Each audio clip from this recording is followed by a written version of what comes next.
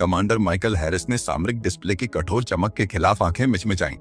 विशाल अज्ञात वस्तु कहीं से भी प्रकट हो गई थी, पूरी तरह से पृथ्वी की सबसे उन्नत पहचान प्रणालियों को बाईपास करते हुए। स्थिति रिपोर्ट, उसने भौंकते हुए कहा। उसकी गहरी आवाज उसके पेट में मरोड़ के बावजूद स्थिर थी। लेफ्टिनेंट डेविस की उंगलियां अपने कंसोल पर तेजी से चली। सर, वस्तु की लंबाई लगभग 2 किलोमीटर है। ज्ञात हथियार प्रणालियों से मेल खाते हुए कोई ऊर्जा संकेत नहीं है। यह बस निचली कक्षा में स्थिर है। माइकल ने अपने छोटे हल्के चेस्टनट बालों में हाथ फेरा। उसके चौड़े कंधों की मांसपेशियां उसके फिटेड काले यूनिफॉर्म के नीचे खिंच गई। 35 की उम्र में उन्होंने पृथ्वी विशेष बलों के साथ अपने कार्यकाल के दौरान कई संकट देखे थे, लेकिन ऐसा कभी नहीं। जनरल विलियम्स लाइन पर है। सर, कॉर्पोरल टेलर ने घोषणा की। माइकल ने अपने 6 फुट 2 इंच के शरीर को सीधा किया। उसे जोड़ो। जनरल विलियम्स का झुर्रीदार चेहरा स्क्रीन पर दिखाई दिया। हैरिस, मुझे तुम्हारी तुरंत बेस एप्सिलॉन पर जरूरत है। यह कोड क्रिम्सन है। माइकल की ग्रे आंखें सिकुड़ गई। कोड क्रिम्सन का मतलब था पहला संपर्क प्रोटोकॉल। समझ गया सर। ईटे 30 मिनट। गुप्त भूमिगत सुविधा की यात्रा धुंधली सी बीत गई। माइकल का मन विभिन्न परिदृश्यों से दौड़ रहा था, जिनमें से कोई भी आश्वस्त करने वाला नहीं था। जब तक वह पहुंचा, स्थिति नाटकीय रूप से बदल चुकी थी। जैसे ही माइकल ने कमांड सेंटर में प्रवेश किया, जनरल विलियम्स ने बिना किसी भूमिका के कहा, यह उतर रहा है ठीक पीटरसन एग्रीकल्चरल रिजर्व के बीच में। विशाल दृश्यपटल ने विदेशी यान को दिखाया, जो चिकना और चांदी जैसा था, जैविक वक्रों के साथ जो किसी भी मानव डिजाइन के विपरीत थे। अपने आकार के लिए असंभव सी सौम्यता के साथ पृथ्वी की ओर उतर रहा था। रक्षात्मक स्थिति, माइकल ने पूछा। परिधि पर पूर्ण तैनाती है, पर पहले संपर्क प्रोटोकॉल हेतु हम गैर आक्रामक रुख रखते हैं। माइकल ने सिर हिलाया। उसका जबड़ा कसा। यह समझदारी है। अगर वे हमला चाहते तो वे उतरते ही नहीं। अंतरिक्ष यान ने लगभग बिना किसी आवाज के नीचे उतरते हुए घास के मैदान पर एक पंख की तरह हल्के से बैठ गया। कुछ तनावपूर्ण मिनटों तक कुछ नहीं हुआ और प्राणी स्पष्ट रूप से महिला रूप में थी, लेकिन उसकी ऊंचाई लगभग 10 फीट रही होगी। उसकी त्वचा एक चमकदार हल्की नीली थी। उसके अनुपात पूरी तरह से मानव जैसे ही थे, बस बड़े आकार में। लंबे चमकदार बाल जो चांदी और सोने के बीच बदलते हुए लगते थे, उसकी पीठ पर लहराते थे। और वह अकेली नहीं थी। उसके पीछे एक और आई, फिर एक और, प्रत्येक पहले की तरह लंबी और आकर्षक। इतनी है? जनरल विलियम्स ने पूछा। सेंसर हजारों का संकेत दे रहे हैं सर, एक विश्लेषक ने जवाब दिया। जनरल ने माइकल की ओर रुख किया। हैरिस, आप हमारे पहले संपर्क विशेषज्ञ हैं। अब नीचे जाओ। 20 मिनट बाद माइकल पृथ्वी के बेहतरीन सैनिकों के एक दल से घिरे हुए मैदान के किनारे खड़ा था। तभी उतने ही स्तब्ध दिख रहे थे जितना वह महसूस कर रहा था। एलियंस, सभी महिलाएं, सभी विशालकाय, अपने यान के बाहर साफ सुथरी पंक्तियों में खड़ी थी, अजीब धैर्य के साथ प्रतीक्षा कर रही थी। जो पहली निकली थी वह आगे बढ़ी। उसकी त्वचा से चिपकी पोशाक, गहरे फिरोजी रंग में चमकदार सामग्री कल्पना के लिए बहुत कम छोड़ती थी, जबकि किसी तरह गरिमा का आभास बनाए रखती थी। जैसे ही वह करीब आई, माइकल ने उसकी आंखों को देखा। बड़ी, अभिव्यक्तिपूर्ण, दिल्ली की तरह लंबवत पुतलियों के साथ सीधे उस पर टिकी हुई, वह सम्मानजनक दूरी पर रुक गई और बोली। उसकी आवाज मधुर और अंग्रेजी में आश्चर्यजनक रूप से परिपूर्ण थी। मैं सेलिन हूँ, शुक्र की दूत। हम गठबंधन और उद्धार की तलाश में आए हैं। माइकल ने अपने दौड़ते दिल के बावजूद अपनी शांति बनाए रखी। कमांडर माइकल हैरिस, पृथ्वी विशेष बल, हमारे सभी अन्वेषणों में शुक्र ग्रह निर्जन रहा है। एक मुस्कान उसके भरे हुए होंठों पर फैल गई। सतह पर नहीं कमांडर, हमने दशकों तक आपके प्रसारणों के माध्यम से आप लोगों को देखा है। हम आपकी भाषाओं, आपके रीति रिवाजों को जानते हैं। उसकी सुनहरी आंखें उसे रुचि से आंकती हुई प्रतीत हुई। और अब हमें आपकी मदद की जरूरत है। इस तरह की मदद? माइकल ने पूछा, ये तीव्रता से महसूस करते हुए कि अपनी अच्छी खासी लंबाई के बावजूद वो उस पर बहुत ऊंची थी। सेलिन का चेहरा गंभीर हो गया। एक रोगजनक ने हमारी पुरुष जनसंख्या को नष्ट कर दिया है। आनुवंशिक विविधता के बिना हमारी प्रजाति विलुप्त होने के कगार पर है। उसकी आंखें उसकी आंखों से मिली, तीव्र और सीधी। हमारे अस्तित्व को सुनिश्चित करने के लिए हमें मानव पुरुषों की आवश्यकता है। माइकल ने अपने ऊपर हजारों विदेशी आंखों का भार महसूस किया। यह एक बड़ी मांग है, यह हमारी एकमात्र आशा है, उसने जवाब दिया।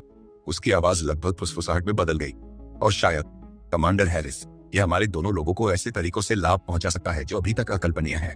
उसके स्वर में सूक्ष्म बदलाव माइकल से छिपा नहीं था, नहीं उसके शरीर पर उसकी नजर का ठहराव। एक कूटनीतिक मिशन अब और अधिक जटिल हो गया था। माइकल हैरिस जनरल विलियम्स के सामने पीटरसन एग्रीकल्चरल रिजर्व के किनारे पर स्थित एक परिवर्तित हैंगर में जल्दबाजी में स्थापित कमांड सेंटर में बैठे थे।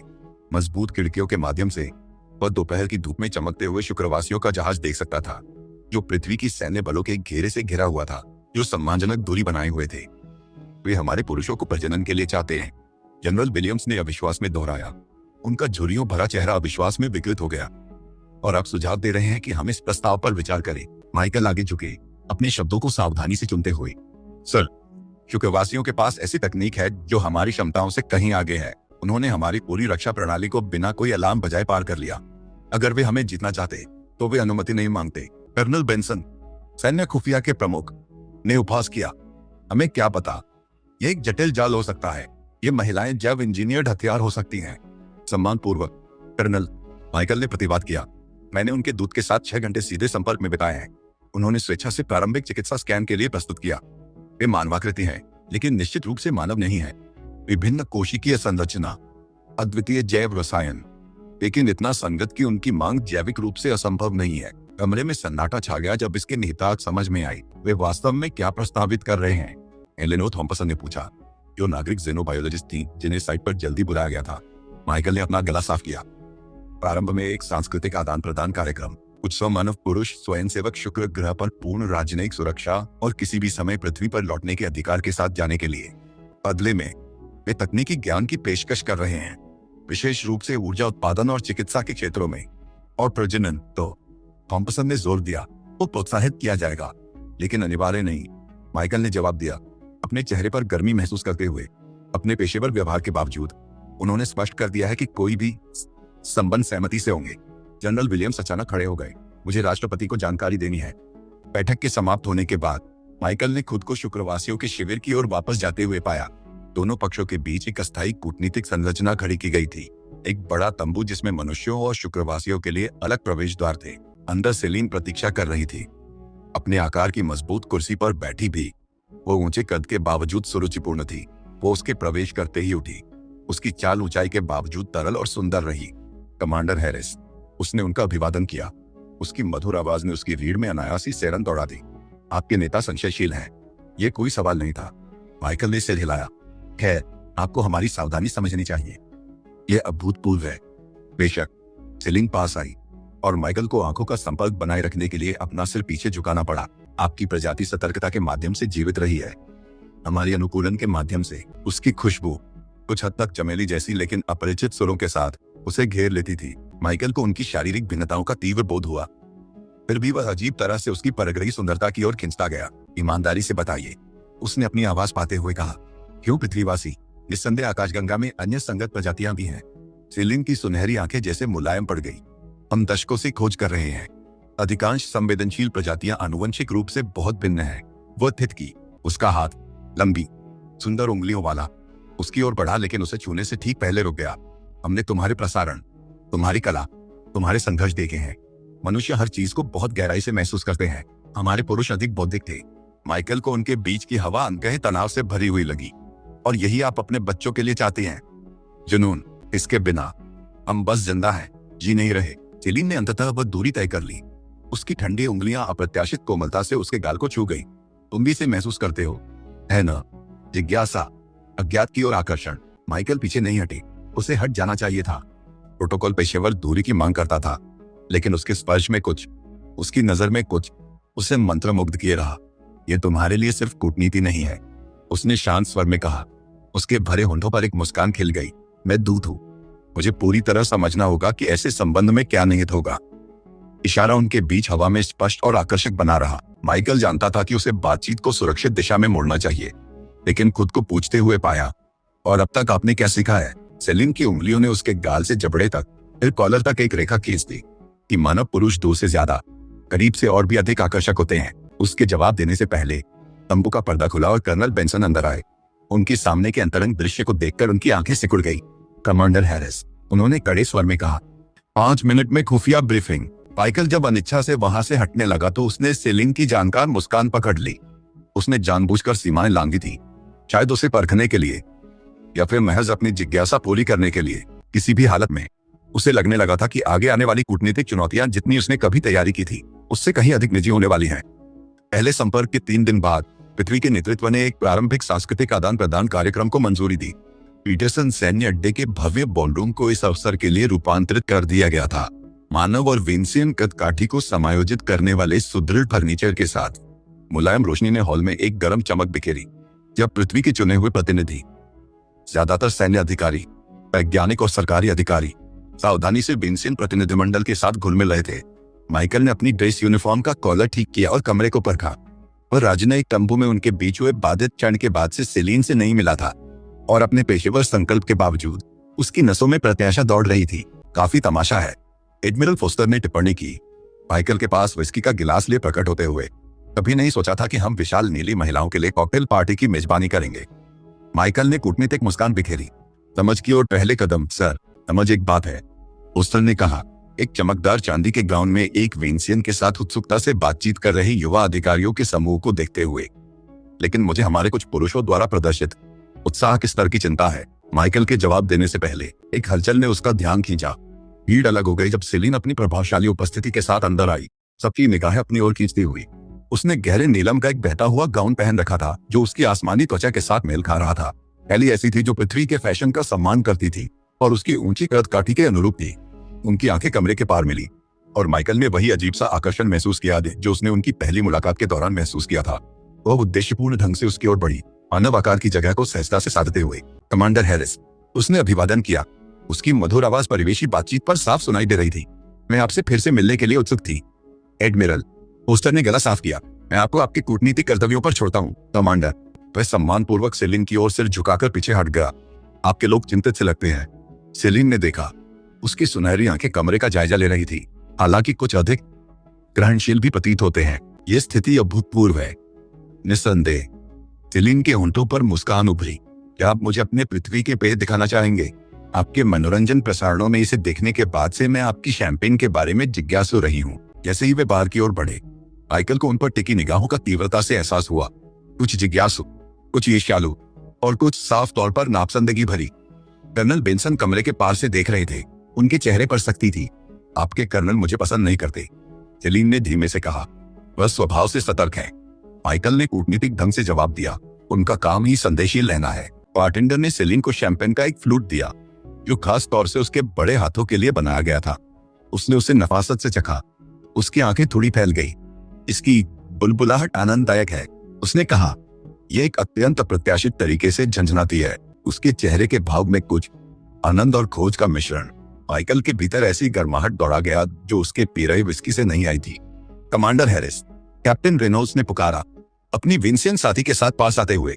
दूत सेलिन, क्या मैं थालिया को प्रस्तुत कर सकता हूँ? विंसेन प्रतिनिधिमंडल की सांस्कृतिक अटैची। थालिया ने सेलिन को सम्मान पूर्वक सिर झुकाया, फिर जिज्ञासु आंखों से माइकल की ओर मुड़ी। कमांडर व्यक्ति में उससे भी अधिक प्रभावशाली है, जितना सेलिन ने वर्णन किया था। उसने उस साफगोई से कहा जिसने माइकल को चौंका दिया। क्या आप लोग मेरी चर्चा कर रहे थे? उसने सेलिन से पूछा, एक भौं उठाते हुए। काफी विस्तार से। थालिया ने सेलिन के जवाब देने से पहले ही उत्तर दे दिया, हमारी दूत ने मानव पुरुषत्व के एक उत्कृष्ट नमूने के रूप में आप में विशेष रुचि ले रखी है। माइकल लगभग अपने पेय में ही खांस पड़ा जब सेलिन ने थालिया को ऐसी नजर डाली जो प्रजातियों की सीमाएं लांघ गई। तुरंत चुप हो जाओ वाला सार्वभौमिक स्त्री संकेत। रेनॉल्ड्स हंस पड़े, स्पष्ट रूप से माइकल की असुविधा का आनंद लेते हुए। ऐसा लगता है कि आपने खासा प्रभाव डाला है कमांडर। बेहतर होगा कि आप सावधान रहें, नहीं तो पूरा विंसियन प्रतिनिधिमंडल आपका ध्यान पाने के लिए प्रतिस्पर्धा करेगा। मानो इशारे पर ही तो और विंसियन पास आ गए। उनकी माइकल में रुचि साफ थी। सेलिन की मुद्रा में सूक्ष्म परिवर्तन आया।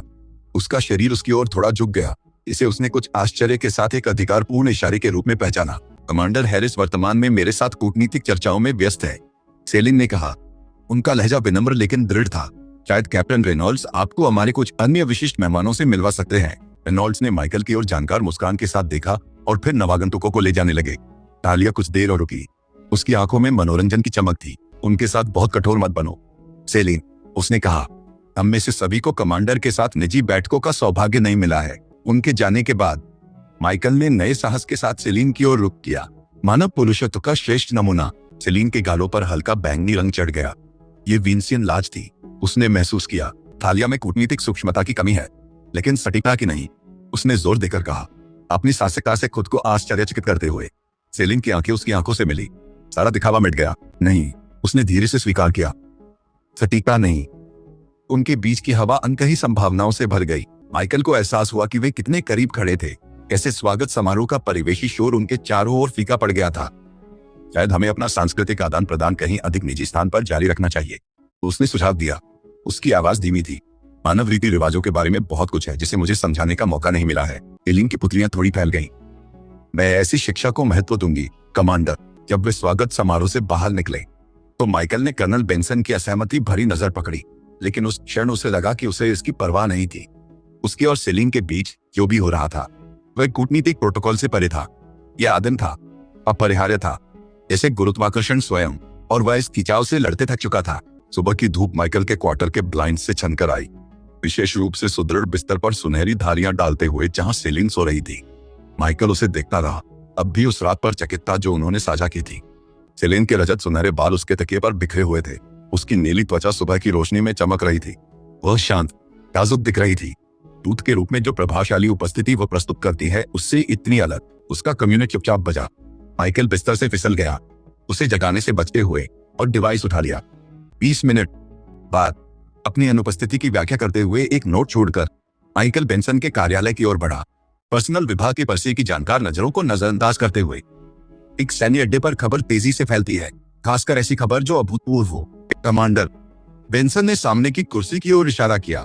मुझे लगता है कि आपने कल रात अपने सांस्कृतिक आदान प्रदान का आनंद लिया। माइकल ने चारा नहीं लिया। क्या कूटनीतिक कार्यवाही में कोई समस्या है सर? सच्चाई के साथ समस्या है। कर्नल बेंसन ने होलोग्राफिक डिस्प्ले सक्रिय किया। हमारे जेनोबायोलॉजिस्ट ने विंसियन जैविक नमूनों का विश्लेषण पूरा कर लिया है। परिणाम चिंताजनक है। माइकल ने डिस्प्ले का अध्ययन किया, डीएनए अनुक्रम और आणविक संरचनाएं पहचानते हुए। मैं वैज्ञानिक नहीं हूं सर, तो मैं इसे आपके लिए सरल कर देता हूं। वह वायरस जिसने कथित रूप से उनके पुरुषों को मारा, वह इंजीनियर किया गया है, कृत्रिम है, और उसमें ऐसे मार्कर हैं जो हमने सिर्फ एक और जगह देखे हैं। बेंसन की आंखें कठोर हो गई। 5 साल पहले का प्रोक्सिमा सेंटरी हमला। माइकल ने अपने पेट में एक ठंडा बोझ बैठता हुआ महसूस किया। प्रोक्सिमा कॉलोनी नरसंहार मानवता का शत्रुतापूर्ण एलियन से पहला और सबसे विनाशकारी संपर्क था। ईट सदृश जीव जिन्होंने बिना चेतावनी या दया के मानव बस्ती का संहार कर दिया था। आप सुझाव दे रहे हैं कि प्रोक्सिमा प्रजाति ने यह वायरस बनाया जो विंसियन को निशाना बनाता है? मैं ये सुझाव दे रहा हूँ, बेंसन ने सावधानी से कहा, कि विंसियन अपने हालात के बारे में पूरी तरह से स्पष्ट नहीं रहे हैं। वायरस विशेष रूप से विंसियन पुरुष शरीर रचना के लिए डिजाइन किया गया था। यह स्वाभाविक रूप से विकसित नहीं हो सका था। माइकल का दिमाग दौड़ने लगा। क्या आपने इसे जनरल विलियम्स के साथ साझा किया है? आज सुबह वह भी राष्ट्रपति को जानकारी दे रहे हैं। बेंसन आगे झुके। लेकिन और भी है। हमने विंसियन जहाज से संचार का पता लगाया है। हमारे सौर मंडल से परे कहीं एन्क्रिप्टेड ट्रांसमिशन। वे अपने गृह ग्रह से संपर्क कर रहे हो सकते हैं, माइकल ने सुझाव दिया। शुक्र ग्रह के पास इन संकेतों को प्राप्त करने की तकनीक नहीं है, बेंसन ने प्रत्युत्तर दिया। वे जिससे भी संपर्क कर रहे हैं वह शुक्र पर नहीं है। माइकल ने महसूस किया कि उसका पेशेवर प्रशिक्षण उसकी व्यक्तिगत भावनाओं से जूझ रहा था। एलिन के साथ रात ने उसे केवल शारीरिक रूप से नहीं बल्कि भावनात्मक रूप से भी बदल दिया था। उसने एक ऐसा संबंध महसूस किया जो उनकी भिन्न उत्पत्तियों से परे था। आप क्या सुझाव दे रहे हैं? कर्नल, मैं सुझाव दे रहा हूं कि आप समझौता हो चुके हैं, कमांडर। बेंसन की आवाज आश्चर्यजनक रूप से कोमल थी। मैं आकर्षण समझता हूं। कमबख्त, आधा बेसिन महिलाओं पर मोहित है, लेकिन हमें इस संभावना पर विचार करने की आवश्यकता है कि यह पूरा परिदृश्य वायरस मानव पुरुषों की उनकी आवश्यकता एक जटिल छल हो सकता है। किस उद्देश्य से? माइकल ने पूछा। यही आपको पता लगाना है। बेंसन ने मेज पर एक छोटा उपकरण सरकाया। यह आपकी बातचीत सुरक्षित रूप से रिकॉर्ड और प्रसारित करेगा। उसके करीब जाओ, जो आपके लिए मुश्किल नहीं, और पता करो, जानो कि वे सच में किस चीज के पीछे हैं। माइकल ने डिवाइस को घूरा। उसके गले में घृणा उठ रही थी। तुम चाहते हो कि मैं उसके बाद उस पर जासूसी करूं? जब हमने मैं चाहता हूं कि तुम पृथ्वी के प्रति अपना कर्तव्य निभाओ, बेंसन ने तीखे स्वर में बीच में ही कहा। अगर वह ईमानदार है तो कोई नुकसान नहीं होगा, लेकिन अगर कहानी में और भी कुछ है तो हमें यह जानना होगा इससे पहले कि हम हजारों विदेशी महिलाओं को, जिनकी क्षमताएं अज्ञात है, अपनी जनसंख्या के साथ एकीकृत होने की अनुमति दे। तर्क सही था, लेकिन यह विश्वासघात जैसा महसूस हुआ। माइकल ने सेलिन की उस वल्नरेबिलिटी के बारे में सोचा जब उसने अपने लोगों की निराशाजनक स्थिति साझा की थी। जब वे एक साथ आए थे तो उसकी आंखों में सच्ची भावना थी। मुझे सोचने के लिए समय चाहिए, उसने अंत में कहा। वह बेस की परिधि पर चला, अपने परस्पर विरोधी भावनाओं को सुलझाने की कोशिश कर रहा था। बेंसन द्वारा प्रस्तुत सबूत परेशान करने वाले थे, लेकिन अधूरे थे। शुक्र ग्रह के वायरस और प्रोक्सिमा हमलावरों के बीच का संबंध संयोग भी हो सकता है, या इससे भी बुरा, जानबूझकर फंसाने की साजिश।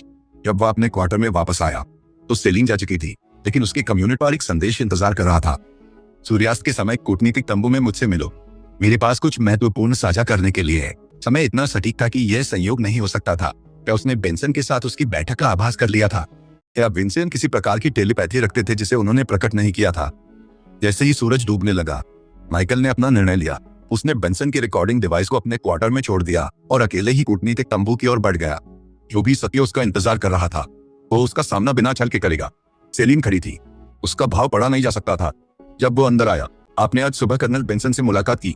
यह कोई सवाल नहीं था। माइकल ने सिर हिलाया। उसे आपकी कहानी के कुछ पहलुओं को लेकर चिंता है। वायरस, उसने धीरे से कहा। उसने मार्कस ढूंढ लिए। माइकल का दिल बैठ गया। तो यह सच है? सेलिन करीब आई, उसकी सुनहरी आंखें तीव्र थी। आपके सोचने के तरीके से नहीं माइकल, मुझे तुमसे कुछ कहना है, कुछ ऐसा जो मुझे शुरू से ही तुम्हें बताना चाहिए था। सेलिन ने कूटनीतिक तंबू में चहलकदमी की। उसके लंबे कदम मजबूत फर्श पर चिंतित ऊर्जा के साथ चल रहे थे। माइकल इंतजार कर रहा था। उसने बाहें बांध रखी थी, दिल चिंता से धड़क रहा था। हम उन्हें जेराती कहते हैं, उसने अंततः कहा, अपनी कलाई के उपकरण से एक होलोग्राफिक प्रोजेक्टर सक्रिय करते हुए। उनके बीच एक प्राणी प्रकट हुआ जो स्पष्ट रूप से मानव जैसा था, लेकिन लंबे अंगों, धूसर हरी त्वचा और आंखों के साथ जो प्रकाश को परावर्तित करने के बजाय अवशोषित करती प्रतीत होती थी। एक तारकीय प्रणाली से है जिसे आपने अभी तक खोजा नहीं है, प्रोक्सिमा सेंटोरी के परे। और उन्होंने वह वायरस बनाया जिसने तुम्हारे पुरुषों को मार डाला। माइकल ने विदेशी छवि को देखते हुए पूछा। सेलिन ने सिर हिलाया। उसकी सुनहरी आंखें भावनाओं से गहरी हो गई। जेराती अतुलनीय वैज्ञानिक दक्षता वाले जैव इंजीनियर हैं। वे पारंपरिक युद्ध के माध्यम से विजय प्राप्त नहीं करते। वे अपनी आवश्यकताओं के अनुसार पारिस्थितिक तंत्र को पुनः आकार देते हैं, प्रतिस्पर्धा को समाप्त करके। माइकल ने गंभीरता से निष्कर्ष निकाला। बिल्कुल। सेलिन ने होलोग्राम को निष्क्रिय कर दिया। उन्होंने हमारे पुरुषों को पहले निशाना बनाया क्योंकि शुक्र ग्रह का समाज पितृसत्तात्मक था। हमारी सेना, हमारी सरकार, सब में पुरुषों का वर्चस्व था। जब वे गिरे तो हमारी सभ्यता लगभग ध्वस्त हो गई। माइकल के रणनीतिक दिमाग ने तुरंत इसके निहितार्थ को समझ लिया और अब वे पृथ्वी के लिए आ रहे हैं।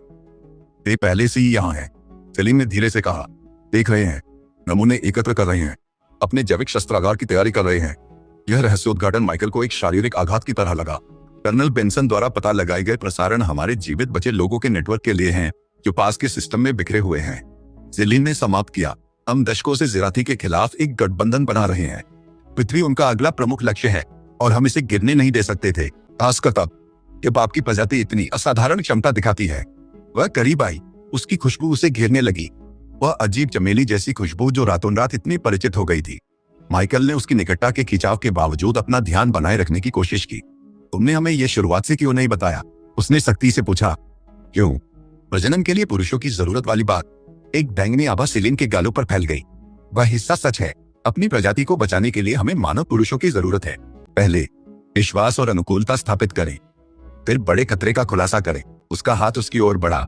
उसका स्पर्श उसके शरीर में अपरिचित विद्युत धारा भेज रहा था। हमारे बीच जो कुछ भी हुआ वह कूटनीतिक रणनीति नहीं थी माइकल, यह प्रत्याशित था। गहरा। उसके साथ छेड़छाड़ किए जाने पर गुस्सा होने के बावजूद माइकल उसके शब्दों में सच्चाई को नकार नहीं सका। उनका संबंध शारीरिक आकर्षण से परे हो गया था। कुछ ऐसा बन गया था जिसकी उन्होंने उम्मीद नहीं की थी। जेराती को रोकना होगा, सेलिन ने जारी रखा। उन्होंने पहले ही 3 सभ्यताओं को नष्ट कर दिया है जिनके बारे में हम जानते हैं। पृथ्वी उनकी चौथी होगी। और आपको क्या लगता है कि मनुष्य वहां सफल हो सकते हैं जहां अन्य असफल होते हैं? माइकल ने पूछा। सेलिन के होंठों पर एक मुस्कान उभरी। कूटनीतिक नहीं, बल्कि सच्ची। क्योंकि मनुष्य शानदार, अद्भुत रूप से अप्रत्याशित होते हैं। जेराती जैविक पैटर्नों, पूर्वानुमानित प्रतिक्रियाओं पर निर्भर करते हैं। लेकिन आपकी प्रजाति, उसने आश्चर्य में अपना सिर हिलाया। आप हर मोड़ पर पैटर्न को चुनौती देते हैं। आपकी अनुकूलन क्षमता, संकट में आपकी रचनात्मकता, यह कुछ ऐसा है जो हमने पहले कभी नहीं देखा। उसकी प्रशंसा स्पष्ट थी और खुद के बावजूद माइकल को गर्व की एक लहर महसूस हुई। मानवता ने अपने अस्तित्व के खतरों को दृढ़ संकल्प और कुशलता के माध्यम से झेला है। आपके कर्नल बेंसन का संदेह करना सही था, सेलिन ने स्वीकार किया, लेकिन उनका निष्कर्ष गलत था। हम आपके दुश्मन नहीं हैं। उसके विदेशी स्पर्श ने ऐसी संवेदनाओं को जगाया जो उसने कभी अनुभव नहीं की थी। उनके शरीरों ने एक लय पाई जो उनके शारीरिक अंतर को चुनौती देती थी। उन अंतरंग क्षणों में उसने उनके बीच ऐसी सच्चाई महसूस की जो शब्दों से परे थी। मैं तुम पर विश्वास करता हूं, उसने अंततः कहा, लेकिन पृथ्वी के नेतृत्व को मेरी आंतरिक भावना से अधिक की आवश्यकता होगी। उन्हें सबूत चाहिए होगा। सेलिन का चेहरा चमक उठा। हमारे पास सबूत है। हमारे जहाज में जेराती हथियारों के जैविक नमूने हैं, जिसमें वह वायरस भी शामिल है जिसने हमारे पुरुषों को मारा। आपके वैज्ञानिक इसकी कृत्रिम प्रकृति की पुष्टि कर सकते हैं। यह सटीक इंजीनियरिंग है। और खुद जेराती, वे कितने करीब हैं? बहुत करीब। सेलिन की आवाज सख्त हो गई। हमने 3 दिन पहले आपके सौरमंडल में एक स्काउट जहाज का पता लगाया। यही कारण है कि हमने संपर्क के लिए अपनी समय सारणी को तेज कर दिया। माइकल का सैन्य प्रशिक्षण सक्रिय हो गया। हमें तुरंत जनरल विलियम्स को जानकारी देनी होगी। उसने उसे और पास खींचा। उसका मानव शरीर उसकी ऊंचाई के आगे बौना, फिर भी सही मेल। उनके होंठे चुंबन में मिले जिसने वह सब कुछ व्यक्त किया जो शब्द नहीं कर सकते थे। विश्वास, इच्छा और उस चीज की रक्षा करने का दृढ़ संकल्प जो उनके बीच बढ़ने लगी थी। जब वे अलग हुए तो सेलिन की लंबवत पुतलियां भावनाओं से फैल गई थी। तुम्हें एक और बात जाननी चाहिए, उसने धीरे से कहा। हमारी प्रजातियों के बीच की संगतता संयोग नहीं है। शुक्रवासी और मनुष्य एक दूरस्थ विकासीय पूर्वज साझा करते हैं, अंतरिक्षगामी जाति जिसने लाखों वर्ष पहले शुक्र और पृथ्वी पर बीज बोए। तो क्या हम रिश्तेदार हैं? माइकल ने अवाक पूछ लिया। दूर का कजिन, उसने पुष्टि की। यही कारण है कि हम। वह रुकी, उसके गालों पर बैंगनी लाली छा गई। इतनी पूरी तरह से जुड़ सकते हैं। इस रहस्योद्घाटन ने उनके अंतरंग मिलन में नई गहराई जोड़ दी। जो प्रजातियों की बाधाओं को पार करना असंभव लग रहा था, अब एक अजीब तरह की समझ में आ गया। तो ये गठबंधन, माइकल ने शुरू किया, एक ही परिवार के पेड़ की दो शाखाओं का पुनर्मिलन है। सेलिन ने समाप्त किया, एक सामान्य दुश्मन के खिलाफ जो हम दोनों को नष्ट कर देगा। जैसे ही वे अपने रहस्यों को पृथ्वी के नेतृत्व तक पहुंचाने के लिए एक साथ तंबू से बाहर निकले, माइकल ने एक नई दृढ़ता महसूस की। जो भी आगे आएगा, मानवता और शुक्रवासी उसे एक साथ सामना करेंगे। जैविकता, आवश्यकता और अब कुछ ऐसा जो आश्चर्यजनक रूप से प्रेम जैसा महसूस होता है। माइकल सेलिन के पास खड़ा था। ऊंचाई के फर्क के बावजूद उनके कंधे लगभग छूते थे। बैठक 3 घंटे से चल रही थी, जिसमें विंसियन वैज्ञानिक पृथ्वी के विशेषज्ञों के साथ साक्ष्य प्रस्तुत कर रहे थे। डेटा प्रभावशाली था, लेकिन माइकल ने कक्ष के पीछे साया सा खड़े कर्नल बेंसन की आंखों में बना हुआ संदेह देख लिया। अगर जो आप कह रहे हैं वह सच है, जनरल, विलियम्स ने बात आगे बढ़ाई, हमें आसन्न जैविक हमले के लिए तैयार होना होगा। हमने कुछ प्रत्युपाय विकसित किए हैं, सेलिन ने कहा। हमारे जहाज में प्रोटोटाइप रक्षा प्रणालियां हैं जिन्हें मानव शारीरिकी के अनुकूल बनाया जा सकता है। जनरल ने सिर हिलाया। मैं तुरंत राष्ट्रपति को जानकारी दूंगा।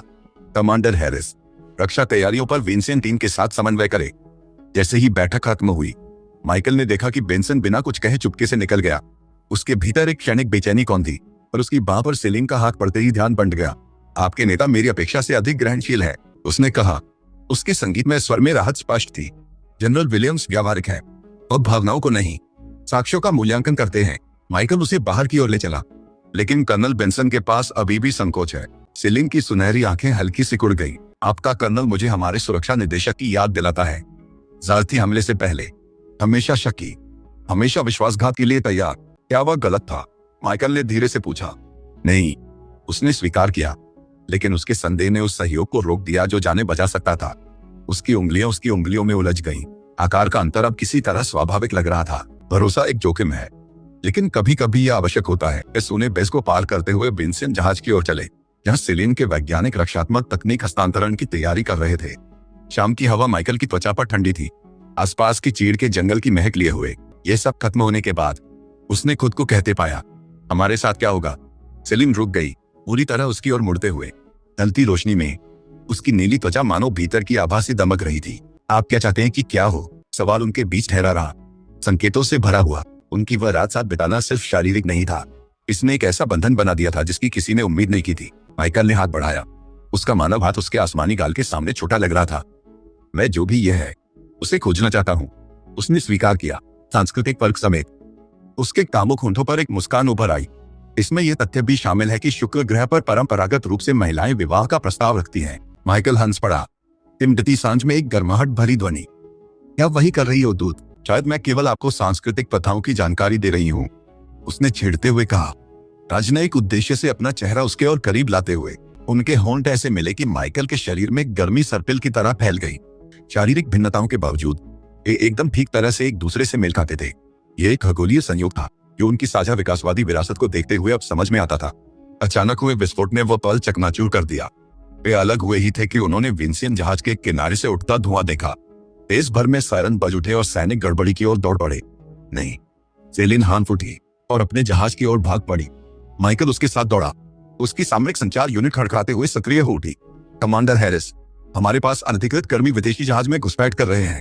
कर्नल बेंसन ने एक स्ट्राइक टीम तैनात की है, दावा करते हुए कि जहाज में शत्रुतापूर्ण जैविक हथियार है। भारी हथियारों से लैस सैनिकों की एक टुकड़ी ने साइड हैच से जबरन प्रवेश किया था, जबकि विंसियन महिलाएं घबराहट में बाहर निकल रही थीं। अंदर से गोलियों की आवाज गूंज रही थी।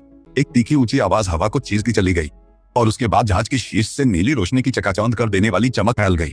वह रोशनी एक केंद्रित किरण में आसमान की ओर उछली और बादलों को चीर गई। वह क्या था? माइकल ने पूछा। हेलिन के चेहरे पर भय उतर आया। आपात संकेतक। जहाज किसी शत्रुतापूर्ण सेंध का पता लगाते ही यह स्वतः सक्रिय हो जाता है। उसकी सुनहरी आंखें वैसे फैली हुई माइकल की आंखों से मिली। यह हमारी स्थिति को सभी आवृत्तियों पर प्रसारित करता है, उन आवृत्तियों पर भी जिनकी जारती निगरानी करते हैं। माइकल को बात समझ में आ गई और उसका खून ठंडा पड़ गया। जहाज के अंदर उन्हें कर्नल बेंसन मिले। उनकी टीम को विंसेंट पहरेदारों ने काबू में कर रखा था। बंधनों के बावजूद कर्नल के चेहरे पर अवज्ञा चमक रही थी। वे कुछ छिपा रहे हैं, हैरिस। सुरक्षित खंड में जो जैविक नमूने हैं वे प्रत्युपाय हैं, सेलिन ने बीच में ही कहा। उसके आमतौर पर मधुर स्वर में क्रोध साफ था। ये टीके हैं जिन्हें हमने जारती जैविक हथियारों के खिलाफ विकसित किया है। माइकल दोनों के बीच आ गया। कमरे में सबसे छोटा होते हुए भी उसके अधिकार का आभास स्पष्ट थी। कर्नल, आपने अभी पृथ्वी की सुरक्षा से समझौता कर दिया है। आपके द्वारा सक्रिय किए गए बीकन ने हमारे स्थान को उसी दुश्मन तक प्रसारित कर दिया है जिसके खिलाफ हम बचाव की तैयारी कर रहे थे। बेंसन की निश्चितता डगमगा गई। मैं पृथ्वी की रक्षा कर रहा था, सीधे आदेशों की अवहेलना कर, अपने आधारहीन संदेह पर कार्रवाई करके। माइकल ने उसे बीच में ही रोक दिया। जनरल विलियम्स पहले ही जहाज की सामग्री की जांच को उचित चैनलों के माध्यम से मंजूरी दे चुके थे। जब सुरक्षा बल बेंसन को ले जा रहे थे, माइकल सेलिन की ओर मुड़ा। हमारे पास कितना समय है? उसने अपने विज्ञान अधिकारी से परामर्श किया। उनकी तेज विंसियन भाषा पानी की तरफ बह रही थी। निकटतम जारती चौकी पृथ्वी से उनकी सबसे तेज गति पर 3 दिन की दूरी पर है। उसने अंततः उत्तर दिया, लेकिन उनके जैविक हथियार पहले पहुंच जाएंगे। हम यह खतरा आपके दरवाजे तक ले आए। उसने उसका हाथ थाम लिया। इंसानों और विंसियनों दोनों की निगाहों से अवगत होते हुए भी अब प्रोटोकॉल की परवाह नहीं करते। नहीं, जारती तो वैसे भी आने वाले थे। कम से कम अब हमारे पास लड़ने का एक मौका है। जब वे जनरल विलियम्स को इस तेज हुई समय सीमा के बारे में बताने जल्दी कर रहे थे, माइकल पर एक अजीब सी शांति उतर आई। पृथ्वी अपने अब तक के सबसे बड़े खतरे का सामना कर रही थी और मानवता की सहनशक्ति को लेकर इससे पहले कभी इतना आश्वस्त नहीं रहा था। विंसियनों के उन्नत ज्ञान और मानवों की अप्रत्याशित सूझबूझ के साथ उनके पास एक मौका था, केवल जीवित रहने का नहीं बल्कि जीता। और शायद अगर वे सफल हुए तो एक ऐसा भविष्य जहां एक ही विकासवादी वृक्ष की 2 शाखाएं फिर से आपस में गुंथ सकें। जारती खुद को जैविक युद्ध के उस्ताद समझते थे। माइकल ने संयुक्त मानव विंसियन युद्ध परिषद को संबोधित किया। उसकी आवाज स्थिर थी। भले ही पृथ्वी के भाग्य का दबाव उनकी योजना पर टिका था, लेकिन उन्होंने कभी मानव की चतुराई को विंसियन तकनीक के साथ मिलकर काम करते नहीं देखा है। बेंसन के विनाशकारी छापे को 30 घंटे बीत चुके थे। इस दौरान पृथ्वी ने उल्लेखनीय दक्षता के साथ जुटान कर ली थी। कमरे में दोनों प्रजातियों के सर्वश्रेष्ठ मस्तिष्क मौजूद थे। सैन्य रणनीतिकार, वैज्ञानिक और तकनीकी विशेषज्ञ अभूतपूर्व सामंजस्य में काम कर रहे थे। एलिन माइकल के बगल में खड़ी थी। उसका ऊंचा नीला कद सभी का ध्यान खींच रहा था जब उसने होलोग्राफिक डिस्प्ले की ओर संकेत किया। जारतियों की पहली लहर में स्वचालित डिलीवरी पॉड शामिल होंगे जो खास तौर पर तैयार किए गए रोगजनक ले जाएंगे। वे उम्मीद करते हैं कि हम अपने बचाव को बाहरी दिशा में केंद्रित रखें ताकि इन हथियारों को वायुमंडल में प्रवेश करने से पहले ही रोकने की कोशिश करें। लेकिन हम ऐसा नहीं करेंगे, माइकल ने कहा, सेलिन के साथ एक जानकार नजर मिलाते हुए। उनका तालमेल निर्बाध हो चुका था। दोनों एक दूसरे के विचारों का पहले से ही अंदाजा लगा लेते थे। इसके बजाय हम उन्हें अंदर आने देंगे। मानव दल में चिंता की फुसफुसाहट दौड़ गई। डिलीवरी पॉड्स को पृथ्वी के वायुमंडल में अपने पेलोड फैलाने के लिए डिजाइन किया गया है, सेलिन ने समझाया। थॉम्पसन की टीम की बदौलत हमने शुक्र ग्रह के वायुमंडलीय प्रोसेसरों को संशोधित करके एक कंटेनमेंट फील्ड बनाया है जो इन रोगजनकों को पकड़ लेगा। थॉम्पसन आगे बढ़ी। हमने मूल रूप से एक विशाल हवाई जाल बनाया है जो उनके जैविक हथियारों को फैलने देने के बजाय इकट्ठा करेगा। और फिर आता है मजेदार हिस्सा, माइकल ने एक गंभीर मुस्कान के साथ जोड़ा। जब ज़ेराती बेड़ा यह उम्मीद करते हुए पहुंचेगा कि उन्हें मरते हुए मनुष्यों और शुक्रवासियों का एक ग्रह मिलेगा, तो हम उन्हें उनकी दवा का स्वाद चखाएंगे। सचमुच, जनरल विलियम्स ने प्रशंसापूर्वक सिर हिलाया। हम उनके ही जैविक हथियारों का उपयोग उनके खिलाफ करेंगे। इसे सीधे ज़ेराती शरीर को साधने हेतु बदला गया। जाल में जाल, सेलिन ने माना। वे खुद को शिकारी समझते हैं, पर वे ही सीधे घात में जा रहे हैं। जैसे ही बैठक समाप्त हुई, माइकल और सेलिन उस छोटे से कार्यालय में चले गए जो उनका संयुक्त कमांड सेंटर बन गया था।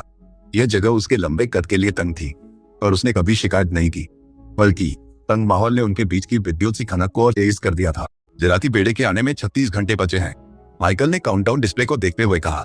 मान लेते हैं कि हमारी खुफिया जानकारी सही है। यह सही है, सेलिन ने उसे आश्वस्त किया और उसके पीछे आकर खड़ी हो गई। उसके हाथ उसके कंधों पर आकर टिक गए। उसके स्पर्श से उसके शरीर में गर्माहट की लहर दौड़ गई। उनकी स्थिति की गंभीरता के बावजूद तालिया की टोही टीम ने उनके आगमन वैक्य की पुष्टि कर दी है। माइकल उसकी ओर मुड़ा, उसके चेहरे से चांदी सोने के बालों की एक लट हटाते हुए। जानते हो, इस मिशन की शुरुआत प्रजनन की चाह में आई विशाल एलियन महिलाओं के आक्रमण से हुई थी। उसने एक अप्रत्याशित मोड़ ले लिया है। जब वे अलग हुई तो उसने मुस्कुराकर जोड़ा, हालांकि पृथ्वी सुरक्षित हो जाने के बाद उस खास मिशन लक्ष्य पर लौटने में मुझे आपत्ति नहीं होगी। उसकी सुनहरी आंखें इच्छा से गहरी पड़ गई। मुझे लगता है यह व्यवस्था की जा सकती है। उनका वो अंतरंग पल संचार कंसोल से आई घंटी की ध्वनि से टूट गया। स्क्रीन पर थॉम्पसन का चेहरा उभरा। उनके भावों में उत्साह साफ झलक रहा था। कमांडर दूत, हम सफल हो गए हैं। वायुमंडलीय जाल पूरी तरह कार्यशील है और हमने ज़ेराथी रोगजनकों को उनकी अपनी जीव विज्ञान को निशाना बनाने के लिए सफलतापूर्वक संशोधित कर लिया है। हम तैयार हैं। माइकल ने सीलिंग की ओर विजयी नजर से देखा। उत्कृष्ट कार्य डॉक्टर, अंतिम तैनाती शुरू करो। रात ढलते ही माइकल कमांड सेंटर की छत पर खड़े तारों को निहार रहे थे। यहीं ऊपर ज़ेराथी अपनी जैविक श्रेष्ठता पर भरोसा किए आगे बढ़ रहे थे। उन्हें अंदाजा भी नहीं था कि उनके लिए क्या इंतजार कर रहा है। जिन 2 प्रजातियों को वे नष्ट करना चाहते थे, उनका अभूतपूर्व गठबंधन अब रक्षा में एकजुट था। एलिन आकर उसके साथ खड़ी हो गई। उसकी नीली त्वचा चांदनी में दमक रही थी। चुपचाप उसने उसका हाथ थामा। उसकी बड़ी उंगलियां उसकी उंगलियों में उलझ गई। उसने धीमे कहा, सचमुच मैंने कभी नहीं सोचा था कि तुम्हें पाऊंगी। शुक्र से निकलते समय मैंने पृथ्वी से गठजोड़ कर अपने लोगों को बचाने की उम्मीद की थी। मैंने कभी कल्पना नहीं की थी कि मुझे मिलेगा। वह रुकी, सही शब्द खोजते हुए। माइकल ने सुझाया। उनके संबंध की अल्पता के बावजूद वह शब्द सही लगा। हाँ, उसने सहमति दी। हालांकि शुक्रवासियों के पास एक ऐसा शब्द है जो और गहरा जाता है, आत्मा बंधन। समय और अंतरिक्ष के पार एक समान आत्मा की पहचान। माइकल पूरी तरह उसकी ओर मुड़ा। क्या हमारे बीच वही है, एक आत्मा बंधन? जवाब देने के बजाय उसने उसे इतनी तीव्रता से चूमा कि कोई संदेह न रहे। उनके शरीर एक दूसरे से सटे, अलग होते हुए भी पूरी तरह मिल खाते, मानो ब्रह्मांड ने उन्हें एक दूसरे के लिए ही गढ़ा हो। उस रात बाद में माइकल के क्वार्टर्स की निजता में उन्होंने जीवन का जश्न सबसे मौलिक तरीके से मनाया। 2 अलग दुनियाओं के प्राणी एक दूसरे की बाहों में सामंजस्य पा रहे थे। उनका जुनून उनकी शारीरिक भिन्नताओं से परे था। हर स्पर्श उनके बीच बंध रहे बंधन की पुष्टि था और उस खबर के साथ आई जिसका वे इंतजार कर रहे थे। ज़ेराथी डिलीवरी पॉड पृथ्वी के वायुमंडल में प्रवेश कर चुके थे और कंटेनमेंट फील्ड द्वारा सफलतापूर्वक पकड़ लिए गए थे। पृथ्वी के वैज्ञानिकों ने रोगजनकों में संशोधन पूरा करने के लिए जी तोड़ मेहनत की ताकि उन्हें उनके रचनाकारों के खिलाफ तैनात किया जा सके। जब ज़ेराथी बेड़ा पृथ्वी की कक्षा में दिखाई दिया, उन्होंने एक संदेश प्रसारित किया, आत्मसमर्पण करो, तभी तुम्हारी मृत्यु दर्द रहित होगी। पृथ्वी की प्रतिक्रिया शब्दों में नहीं, कर्म में आई। संशोधित रोगजनकों को अंतरिक्ष में छोड़ा गया, जिन्हें शुक्रवासी वितरण प्रणालियों द्वारा सीधे ज़ेराथी पोतों की वायु निस्पंदन प्रणालियों में पहुंचाया गया। कमांड सेंटर से माइकल और सेलिन देखते रहे कि कैसे एक करके दुश्मन जहाज बुझते चले गए। उनके चालक दल अपने ही जैविक हथियारों का शिकार हो रहे थे। यह काम कर गया, सेलिन ने सांस भरते हुए कहा, माइकल का हाथ दबाते हुए। मानवता। हाँ, उसने मुस्कुराकर जवाब दिया और उसकी मुस्कान सेलिन ने भी मिलाई। 3 महीने बाद पीटरसन एग्रीकल्चरल रिजर्व का कायापलट हो चुका था। जहां कभी एक अकेला शुक्रवासी जहाज उतरा था, अब एक फलता फूलता बसाव खड़ा था, मनुष्यों और शुक्रवासियों का समुदाय जो एक साझा भविष्य गढ़ रहा था। माइकल ने अपनी औपचारिक वर्दी ठीक की, तभी सेलिन पारंपरिक शुक्रवासी औपचारिक पोशाक में दीप्यमान होकर पास आई। आज पृथ्वी शुक्र गठजोड़ संधि पर आधिकारिक हस्ताक्षर हुए, पर उनके लिए इसका अर्थ गहरा था। इतिहास रचने को तैयार हैं, कमांडर हैरिस? सेलिन ने पूछा। सुनहरी आंखों में प्रेम चमका। भविष्य गढ़ने के लिए तैयार हूं, उसने जवाब दिया, उसका हाथ थामते हुए, और वे समारोह की ओर बढ़े। उनके चारों ओर वे हजारों शुक्रवासी महिलाएं थी जो प्रजनन की तलाश में आई थी, और वे मानव पुरुष जिन्होंने उनकी सभ्यता के पुनर्निर्माण में मदद के लिए स्वेच्छा से कदम बढ़ाया था। माइकल ने सोचा कि पहली मुलाकात के बाद से कितना कुछ बदल गया है। जो एक आक्रमण के रूप में शुरू हुआ था, वो मुक्ति में बदल गया था, न केवल शुक्रवासियों के लिए बल्कि मानवता के लिए भी। मिलकर उन्होंने एक साझा दुश्मन को हराया और यह खोजा कि अंतरिक्ष के विशाल विस्तार में प्रेम सबसे शक्तिशाली शक्ति बना रहता है। और जहां तक प्रजनन की बात है, खैर, वह मिशन भी काफी सफलतापूर्वक आगे बढ़ रहा था।